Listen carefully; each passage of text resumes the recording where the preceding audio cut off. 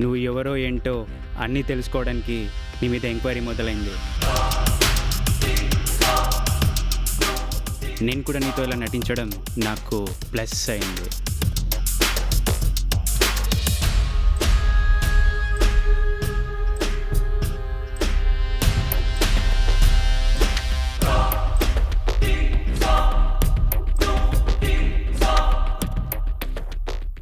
అమ్మగారు రొమాన్స్లో నుంచి సీరియస్లోకి వెళ్ళిపోయారేంటో.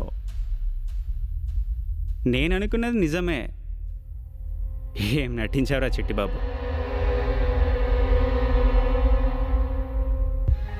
మాస్క్ వేసుకుని 2 రోజుల నైట్లో ఇల్లంతా గాలిస్తే క్లూ దొరికిన బొమ్మ. ఏ దొంగ, ఇంట్లో జరుగుతున్న ప్రతి సంఘటన కారణం నువ్వే అని తెలిసి రాజారావు గారికి నువ్వు ఇస్తున్న మందులు చెక్ చేయించి రీప్లేస్ చేశా. ఆయన కోలుకోవడానికి ఇంకెంతో సమయం పట్టదు. ఇక నీ కథ కంచెకేనే కంచు.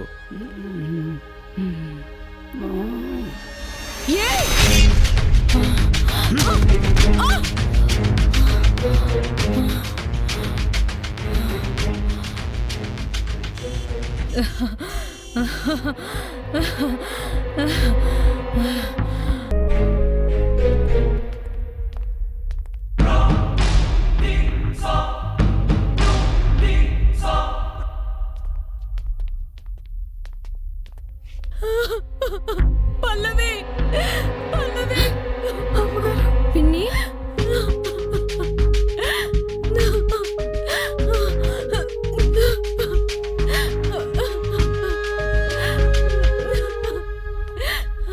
అమ్మగారు ఏమైంది పిన్ని? ఇంట్లో ఎవరు లేని సమయం చూసి ఈ పెద్దవు నన్ను బలవంతంగా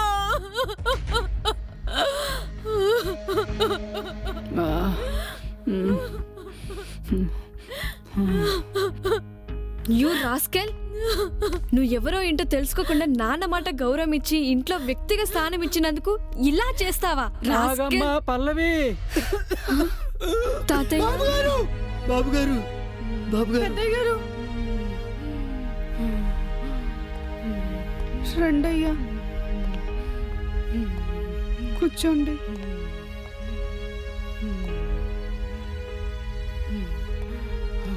తాతయ్య.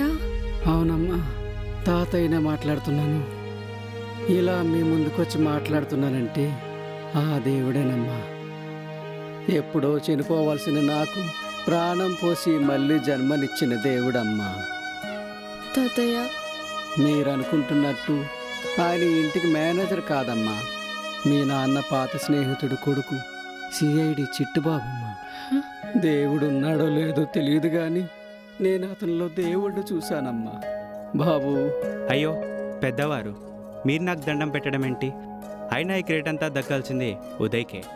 ఉదయ్ సపోర్ట్ లేకుండా అసలు ఈవిడి గారి బండారం బయటపడేది కాదు.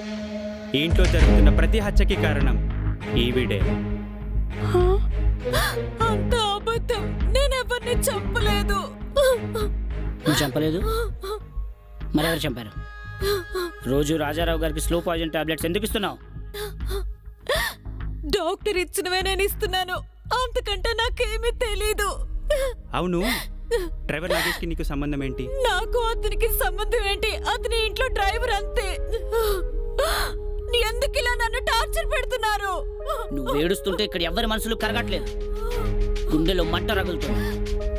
అవును, ఒకరోజు నగేష్తో నువ్వు చాలా చనువుగా మాట్లాడడం చూశాను. నీకు నగేష్కి సంబంధం ఏంటి చెప్పు.